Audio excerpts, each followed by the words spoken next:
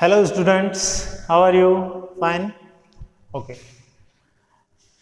English medium वाले जो बच्चे हैं बायोलॉजी के, उनके लिए आज की क्लास है अपनी। और सब्जेक्ट जो है वो हम क्या पढ़ रहे थे? मिनरल न्यूट्रिएशन पढ़ रहे थे। ये तो आप जानते ही हैं। क्या पढ़ रहे थे? Mineral nutrient. जो मिनरल न्यूट्रिएंट यानी कि जो पोषक तत्व होते हैं उनकी बात हम करते हैं, या खनिज तत्व भी कहते हैं। मिनरल्स का मतलब यहाँ पे खनिज से होता है, ठीक है। तो उनके हम क्लासिफिकेशन को पढ़ रहे थे, और क्लासिफिकेशन में हमने पहले पढ़ लिया था कि इन्हें क्लासिफाइड किया जाता है इनकी क्वांटिटी के आधार पर, इनकी मात्रा जो होती है उसके आधार पर हम दो भागों में बांट देते हैं। कौन कौन से? एक तो होते हैं मैक्रो, और दूसरे डियर स्टूडेंट होते हैं माइक्रो, ठीक है। मैक्रो जो होते हैं बृहत मात्रिक होते हैं, जो 1 to 10 मिलीग्राम पर ग्राम होते हैं, ठीक है, समझ गए। जिनकी मात्रा जो होती है in dry weight of plant,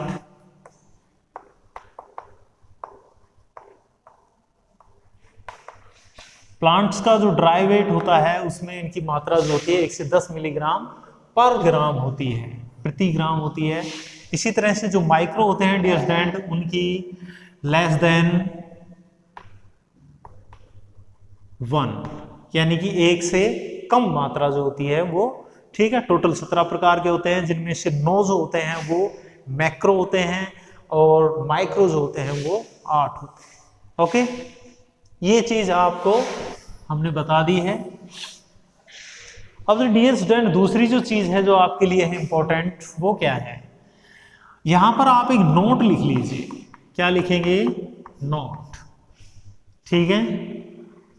एक नोट लिख लो कि नोट जो है उसमें हमें ये कई बार पूछ लिया जाता है। नोट के जो हम लिखवा रहे हैं, लिखिए NPK are considered as primary micronutrient. NPK,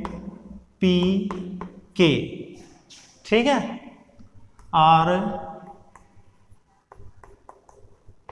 considered as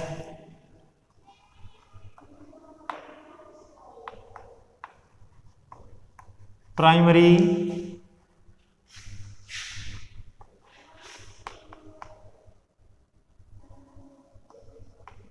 macronutrient, ठीक है। NPK are considered as primary macronutrient. इन्हें प्राथमिक वृहत पोषक तत्व कहा जाता है, NPK को, ठीक है, ये ध्यान रखना।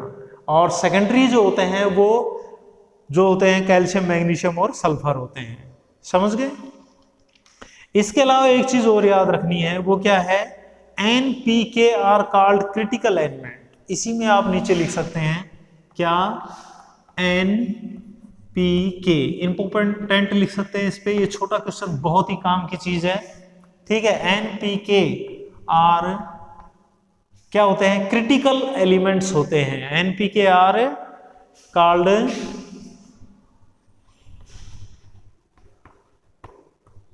Critical element,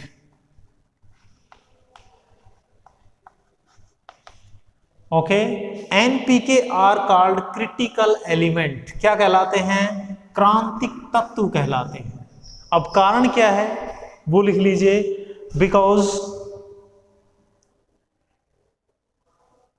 because of greater utility of these element, because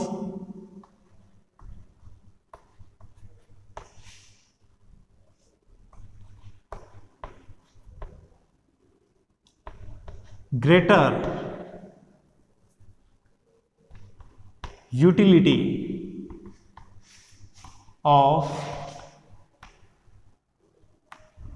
these element, okay. NPK, ये नाम याद रखना। क्रिटिकल एलिमेंट कौन कौन से हैं? अक्सर इनका एग्जाम्पल पूछा जाता है क्या, कि क्रिटिकल एलिमेंट कौन कौन से हैं। तो कौन कौन से हैं? नाइट्रोजन, फास्फोरस और पोटेशियम, ठीक है। ये नोट आप जरूर लिखना। क्रिटिकल एलिमेंट कहलाते हैं। कर लीजिए इसे नोट, मिटा दो इसको। क्यों कहते हैं इन्हें ग्रेटर यूटिलिटी? क्योंकि एक प्लांट को सबसे ज्यादा जो उपयोगिता होती है, जिन एलिमेंट्स की, जिन मिनरल न्यूट्रिएंट की सबसे ज्यादा आवश्यकता होती है, सबसे ज्यादा यूटिलिटी होती है, उपयोगिता होती है, डियर स्टूडेंट, वो 3 है एनपीके। और एक चीज और याद रखना, ग्रेटर यूटिलिटी के साथ साथ एनपीके जो हैं वो जो होते हैं, यूटिलिटी तो जो इनकी ज्यादा है ही, ठीक है, यूटिलिटी जो है वो तो ज्यादा है ही, साथ ही साथ इनकी डिफिशियंसी भी सबसे ज्यादा होती है। समझ गए? सबसे ज्यादा कमी भी इन्हीं तत्वों की होती है। सबसे ज्यादा मात्रा में सबसे ज्यादा उपयोगिता है, इसीलिए तो सबसे ज्यादा कमी है। अरे घर में जो अनाज सबसे ज्यादा खाया जाएगा वही तो खर्च होगा। नहीं, मान लीजिए आपके घर में 3 तरह के अनाज रखे हुए हैं, चावल रखा हुआ है, गेहूं रखा हुआ है और बाजरा, और आप सड़ासड़ जो है वो गेहूं खाते हैं, तो कमी किसकी आएगी? कमी किसकी आएगी? कमी गेहूं की आएगी। और ज्यादा खा रहे हैं, इसका मतलब वो आपको ज्यादा अच्छा लग रहा है या उसकी आपको ज्यादा आवश्यकता है, इसलिए वो क्रिटिकल भी हो जाता है। तो वहां पर गेहूं क्या हुआ? क्रिटिकल भी हुआ, और ज्यादा खाएंगे तो उसकी डेफिशिएंसी भी हो जाएगी, कमी भी होगी। सो कह सकते हैं कि एनपीके की एक प्लांट में सबसे ज्यादा डिफिशियंसी होती है और सबसे ज्यादा यूटिलिटी होती है, इसीलिए इन्हें क्या कहा जाता है? इन्हें क्रिटिकल एलिमेंट कहा जाता है। क्या कहते हैं? क्रिटिकल एलिमेंट कहते हैं। Okay,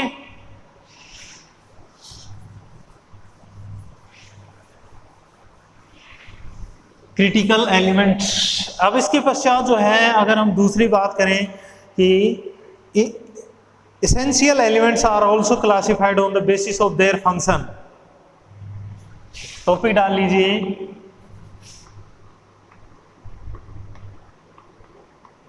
essential elements are also classified on basis their function। क्या कहा गया है कि जो अनिवार्य जो ये 17 तत्व जो होते थे, 2 प्रकार हमने पढ़े इनकी क्लासिफाइड के, वो क्वांटिटी के आधार पर थे, ठीक है, मैक्रो और माइक्रो जो थे। लेकिन यहाँ पर हम क्या पढ़ेंगे? यहाँ पर बेसिक क्या लिया गया है? कार्य। कार्य के आधार पर भी इन्हें हम कुछ प्रकारों में बांट कर पढ़ते हैं, ठीक है, क्लासिफाइड इनटू, ठीक है, 4 ग्रुप्स, 4 भागों में पढ़ते हैं। Their function in plant body. Number 1 structure alignment. पहले कौन से हैं? स्ट्रक्चरल एलिमेंट, यानी कि वे एलिमेंट्स जो कि संरचनात्मक जो चीजें हैं उनके घटक होते हैं।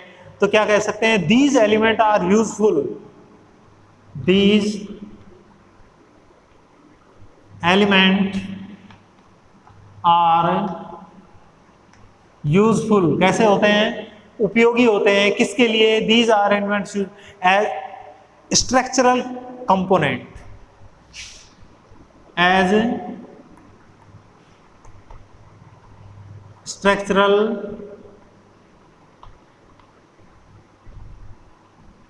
Component, structural components of different biochemical,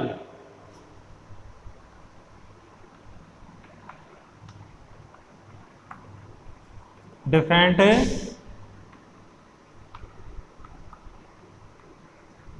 biochemical.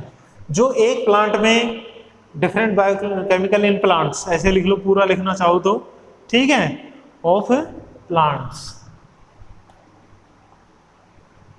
यानी कि एक जो पादप होता है उसके जो डिफरेंट बायोकेमिकल्स होते हैं, उनके जो जैव रसायन होते हैं, उनके कंपोनेंट यानी कि उनके घटक होते हैं, उनके संरचनात्मक घटक होते हैं, ठीक है। बायोकेमिकल कौन कौन से हो सकते हैं? डियर स्टूडेंट, बायोकेमिकल की अगर एग्जांपल बताऊं मैं आपको, तो बायोकेमिकल हो सकते हैं जैसे कार्बोज, यानी कि कार्बोहाइड्रेट, ठीक है, या शुगर भी कह सकते हैं, या फिर प्रोटीन जो होती है वो, ठीक है, या फिर फैट यानी कि लिपिड्स जो होती हैं, जो लिपिड्स होती हैं, लिपिड्स है, प्रोटीन है, कार्बोहाइड्रेट है, ये सभी क्या होते हैं, ये बायोकेमिकल होते हैं किसी भी प्लांट के, जैव रसायन होते हैं। और इनके घटक के रूप में, इनके संरचनात्मक घटक के रूप में जो एलिमेंट्स काम में आते हैं डियर स्टूडेंट, वे एलिमेंट्स स्ट्रक्चरल एलिमेंट्स कहलाते हैं। क्या कहलाते हैं? स्ट्रक्चरल एलिमेंट्स कहलाते हैं। ठीक है, तो इसके आगे biochemical of plant such as, ऐसे लिख लेना, सच एज कार्बोहाइड्रेट,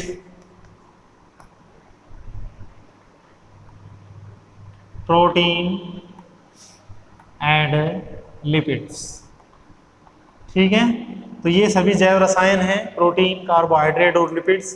ठीक है, और ये बने हुए होते हैं जिन तत्वों के, वो तत्व स्ट्रक्चरल एलिमेंट्स कहलाते हैं। और इनके एग्जाम्पल लिख लो, एग्जाम्पल हैं carbon, hydrogen, oxygen and nitrogen. ठीक है, यानी कि ये चार, कार्बन, हाइड्रोजन, ऑक्सीजन और नाइट्रोजन क्या कहलाते हैं?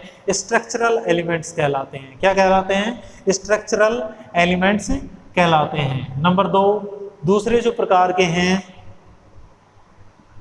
दूसरे हैं एनर्जी रिलेटेड एलिमेंट्स। ऊपर लिख दूं क्या? ये लिख लो पहले,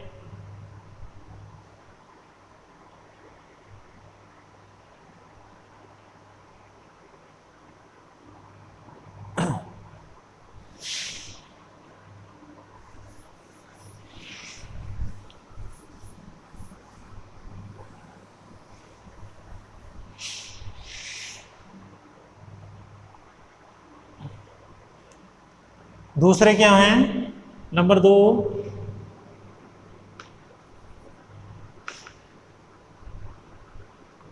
energy related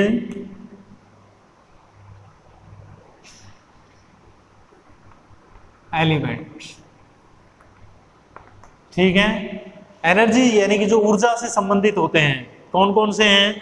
these element are useful in compound related with energy. These element, ये जो एलिमेंट्स होते हैं ये यूजफुल होते हैं, are useful in compound, useful in compound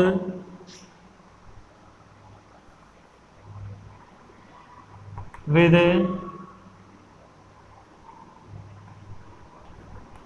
related energy. ठीक है, ये जो एलिमेंट्स होते हैं उन कंपाउंड यौगिक जो होते हैं उन यौगिकों में यूजफुल होते हैं। दीज एलिमेंट्स आर यूजफुल, और लिख लेना यूजफुल। ठीक है, these elements are useful in compound with related, किससे रिलेटेड होते हैं डियर स्टूडेंट? जो रिलेटेड होते हैं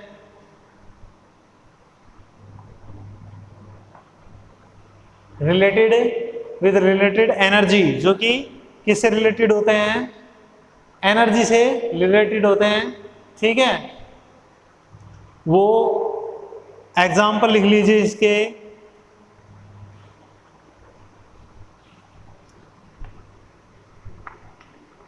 such as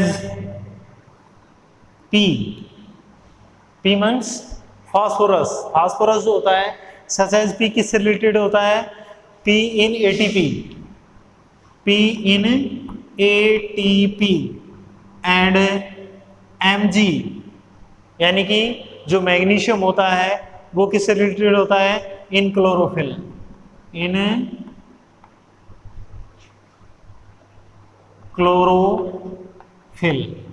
ठीक है, यानी कि जो मैग्नीशियम होता है वो किस में पाया जाता है? क्लोरीन में, और क्लोरोफिल में ये भी एनर्जी से रिलेटेड है। और फास्फोरस जो है किस में पाया जाता है? एटीपी में। एडेनोसिन ट्राइफॉस्फेट जो होती है ये भी एनर्जी से संबंधित है। ठीक है, तो दूसरे एनर्जी रिलेटेड हो गए। तीसरे डियर स्टूडेंट वो होते हैं एंजाइम एक्टिवेटर एलिमेंट्स। कौन से होते हैं? Enzyme activator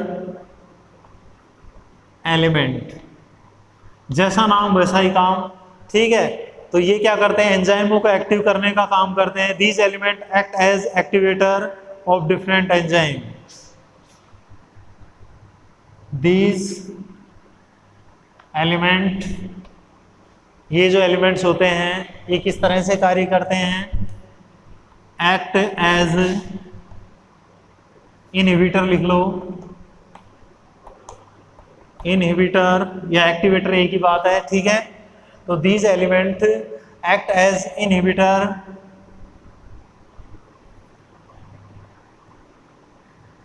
of different enzyme. ठीक है, एग्जाम्पल की अगर बात करें तो हम आगे भी पढ़ेंगे, इसमें भी पढ़े, जैसे मैग्नीज है, जिंक है या मोल्बिडेनम है। ठीक है, यानी कि मैग्नीज है, जिंक है, मोल्बिडेनम है, ये सभी एंजाइम एक्टिवेटर एलिमेंट्स होते हैं। ठीक है, और चौथे प्रकार के जो होते हैं वो सक्रिय, वो कैसे होते हैं, रेगुलेटेड एंजाइम। ठीक है,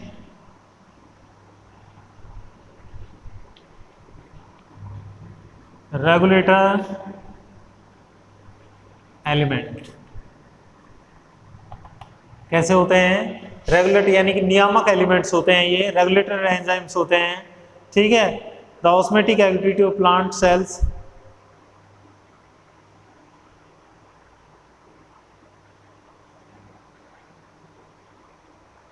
यानी कि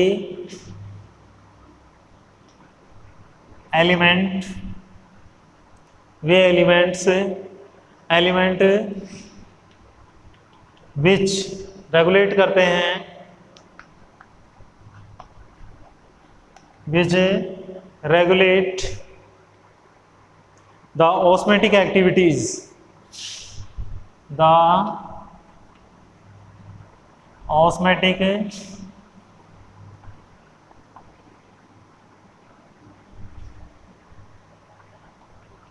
एक्टिविटीज। ठीक है, जो ऑस्मेटिक जो एक्टिविटीज होती हैं उनको एक्टिविटी कर लो बस, विटीज की जगह। तो elements which regulate the osmotic activities of plant cells, of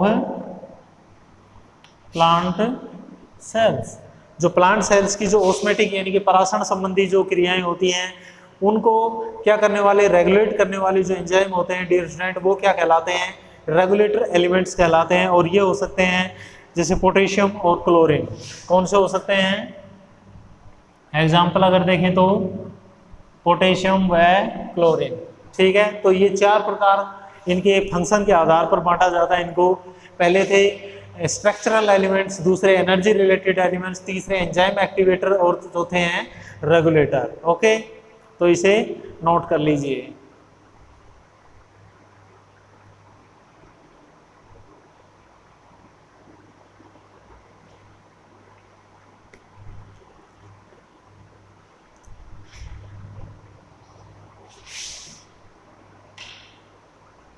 मिटा देता हूं।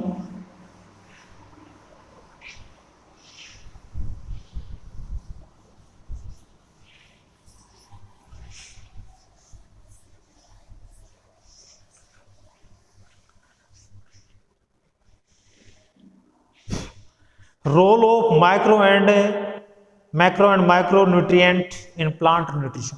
देखिए, अब जो टॉपिक हम आपको पढ़ाएंगे ये टॉपिक इस चैप्टर का, इस लेसन का सबसे इंपॉर्टेंट टॉपिक है, सबसे बड़ा टॉपिक है, और साथ ही साथ यहीं से परीक्षाओं में क्वेश्चन आते हैं। ठीक है, इसी टॉपिक से आएंगे, लेकिन बड़ा बहुत है। क्या है, टॉपिक का नाम है रोल। रोल मीन्स भूमिका। यहां हम क्या पढ़ेंगे, रोल पढ़ेंगे, किसका, role of macro and micro, role of macro and micro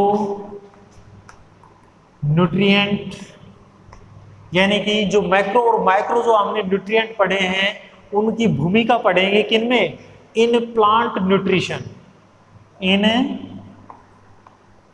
plant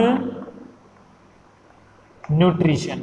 ठीक है, प्लांट जो न्यूट्रिशन है डियर स्टूडेंट, उसके अंदर यानी कि जो पौधों में जो पोषण होता है, पौधों में जो पोषण होता है उसमें माइक्रो और मैक्रो जो एलिमेंट्स होते हैं, इन एलिमेंट्स की क्या भूमिका है। तो सीधी सी बात यह है कि जो 17 जो तत्व हमने पढ़े हैं, ठीक है, माइक्रो और मैक्रो प्रकार के जो 17 एलिमेंट्स हमने पढ़े हैं, जिन्हें इसेंशियल एलिमेंट्स कहा जाता है, अनिवार्य तत्व कहा जाता है, उन प्रत्येक तत्व का अलग अलग व्याख्या पढ़ेंगे कि कहाँ किस क्रिया में इन प्लांट्स किस एक्टिविटीज में उसकी आवश्यकता होती है। अगर उसकी डिफिशियंसी हो जाती है तो कौन सा डिजीज हो जाती है, और उसकी जो डिफिशियंसी होते हैं उनके सिम्टम क्या दिखाई देते हैं किसी भी प्लांट के अंदर। ठीक है, तो पहला, दूसरा और तीसरा, नंबर 1, 2 और 3, इन तीनों को हम एक साथ पढ़ेंगे।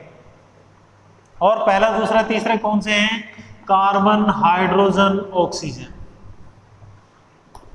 तीनों को एक साथ पढ़ेंगे। नंबर 1, 2 और 3 एक साथ डालेंगे, और ये तीनों हैं कार्बन, हाइड्रोजन और ऑक्सीजन। ठीक है, दीज एलिमेंट्स आर एब्जॉर्ब्ड, अगर सभी में ये पढ़ेंगे कि कैसे किस रूप में इनका एब्जॉर्बेशन किया जाता है, कहां से किया जाता है। ओके, तो लिखिए दीज एलिमेंट, ये तीनों के तीनों, these elements are absorbed,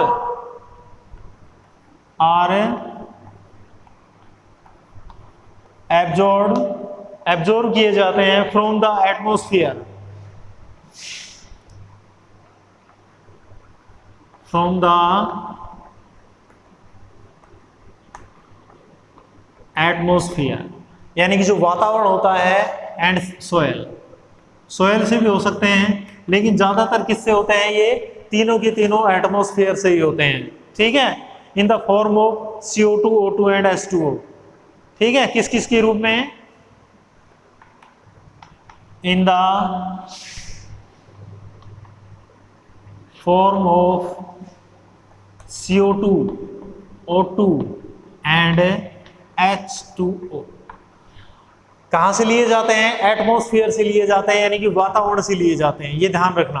ठीक है, कहां से लिए जाते हैं, वातावरण से लिए जाते हैं। और किस किस से प्राप्त होते हैं, जैसे कार्बन की जो प्राप्ति है वो किससे होती है, CO2 से होती है। ऑक्सीजन की जो प्राप्ति होती है वो CO2 एंड O2 से होती है। और इसी प्रकार से हाइड्रोजन की जो प्राप्ति होती है डियर स्टूडेंट, वो जल के माध्यम से होती है। ठीक है, पहली बात तो ये तो किससे प्राप्त हो गए, एटमॉस्फेयर से प्राप्त हो गए इस रूप में। ठीक है, तीनों की तीनों। अब दूसरी चीज ये है कि कभी भी इनकी कमी नहीं होती है, इसलिए कोई न्यूनता के लक्षण जो होते हैं, द सिम्टम ऑफ डिफिशियंसी, ठीक है, इन दिस प्लांट नोट, ठीक है, रिकॉग्नाइज, यानी कि अभी तक इनकी कोई पहचान नहीं की गई है या दिखाई भी नहीं देते हैं। उसका कारण क्या है कि हाइड्रोजन, कार्बन, हाइड्रोजन और ऑक्सीजन की कभी भी किसी प्लांट में क्या नहीं होती है, कभी भी किसी भी प्लांट में डिफिशियंसी नहीं होती है। समझ गए मेरी बात, यानी कि कार्बन, हाइड्रोजन और ऑक्सीजन की कभी भी प्लांट में क्या नहीं होती है, डिफिशियंसी नहीं होती है। ठीक है, ठीक है, डिफिशियंसी नहीं होती है। तो यहां पर आप नीचे लिख सकते हैं, normally plants do not have, normally plants do not have deficiency. ठीक है,